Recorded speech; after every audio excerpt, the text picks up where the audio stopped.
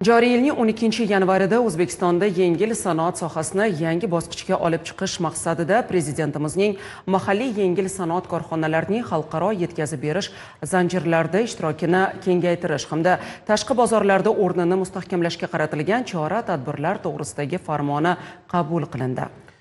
Farmonga ko'ra, to'qimachilik korxonalari iqtisodiy va moliyaviy ko'rsatkichlardan kelib chiqib, yashil, sariq va qizil toifalarga ajratiladi. Shu asosda ularni qo'llab-quvvatlashning manzilli dasturi amalga oshiriladi. Mavzuni muxbirimiz Dilfuza Esonova davom ettiradi. 2025 yil 13 avgust kuni Prezident Shavkat Mirziyoyev raisligida o'tkazilgan videoselektor yig'ilishida O'zbekistonda to'qimachilik sohasida dolzarb 100 kunlik e'lon qilingan edi. Davlat rahbari bekorga bunday qarorga kelmagan, chunki Prezident 200 dan ortiq tadbirkorlarning fikrlarini, ularni qiynayotgan masalalar bilan to'liq tanishgandan so'ng sohani tubdan takomillashtirish, tadbirkorlarga ko'mak ko'rsatish bo'yicha katta islohotlarni amalga oshirdi. 19 sentyabr kuni Prezidentimizning tegishli farmoni bilan Vazirlar Mahkamasi huzurida yengil sanoat sohasini rivojlantirishga qaratilgan yangi agentlik va qo'llab-quvvatlash jamg'armasi tashkil etildi. Qisqa muddat ichida agentlik tomonidan tadbirkorlik subyektlarini qo'llab-quvvatlash maqsadida jami $60 million moliyaviy resurslar ajratildi. Soha korxonalari moliyaviy imkoniyatlarini yaxshilash, ularni arzon resurslar bilan ta'minlash maqsadida joriy yilning dekabr oyida 16 ta korxonaga, yanvar oyida boshidan buyon yana 10 ta korxonaga jami $60 million miqdorida agentlik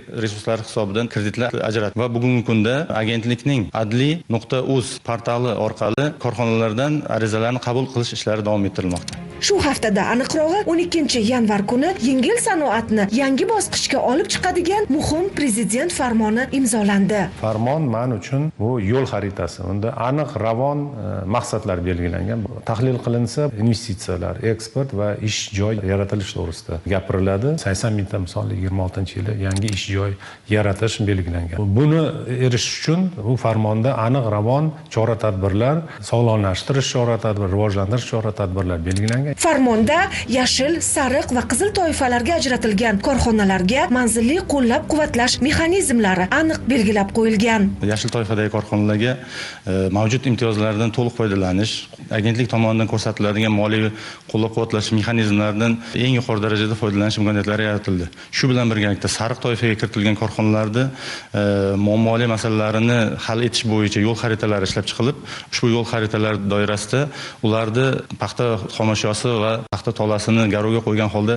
$2 million gacha kredit olish imkoniyatlari, agentlik tomonidan taqdim etilayotgan moliyaviy resurslar hisobidan qimmat olingan, ya'ni xorijiy valyutada 7% va undan yuqori, milliy valyutada 16% va undan yuqori bo'lgan kreditlarini arzon kreditlar bilan qayta kreditlash asosida ularning moliyaviy holatini yaxshilash bo'yicha choralar belgilab berildi. Mahalliy yengil sanoat korxonalari uchun endilikda qator soliq va bojxona imtiyozlari beriladi. Bizda ishlab chiqarilmaydigan furnituralarimiz bor, har xil tugmacha, boshqalarimizga katta bojlar o'rnatilgan. Bu bizning tan narximizga bevosita ta'sir qiluvchi omillar, bular nol tarifga tushirildi. Soliq imtiyozlarida gapiradigan bo'lsak, endi shunaqa soliqlarimiz bor edi, ya'ni biz ishlatmagan aktivlarimiz, yer va mulklarimizga biz ishimiz yuradimi, yurmaydimi, biz baribir soliqimizni to'lab boryapti. Shuni endi buni ishlatish nimasiga qarab soliq tizimimiz o'zgartirish kiritilyapti. Eksport va investitsiyalarni kengaytirish maqsadida Amerika Qo'shma Shtatlari, Xitoy, Turkiya, Germaniya, Rossiya, Birlashgan Arab Amirliklari, Polsha va Saudiya Arabistonida